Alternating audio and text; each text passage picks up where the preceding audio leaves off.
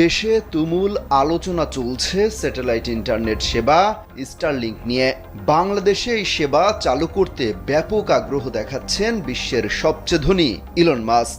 ধারণা করা হচ্ছে এই সেবা চালু হলে ইন্টারনেট গতির ধারণাই বদলে যাবে ব্যবহারকারীদের। তবে এ সম্পর্কে এখনো অনেক কিছুই অজানা মানুষের। মূলত এর খরচ কেমন, কি সুবিধা পাওয়া যাবে এসব নিয়ে চর্চা চলছে। সাধারণ মানুষের প্রথম কৌতূহল, স্যাটেলাইট ইন্টারনেট আসলে কি? এটি হচ্ছে যোগাযোগমূলক স্যাটেলাইট তথা জিও স্টেশনারি উপগ্রহের সাহায্যে সংযুক্ত হওয়ার প্রক্রিয়া। এই সংযোগ তারবিহীন এবং দ্রুত গতিতে সার্ভিস দিতে পারে। কামন ব্রো, এসব অনেক কিছু আসবে আর যাবে, এক্সপার্ট কিন্তু থেকেই যাবে। অর্থাৎ কোনো ধরনের তারের সংযোগ ছাড়াই মহাকাশে থাকা স্যাটেলাইটের মাধ্যমে সরাসরি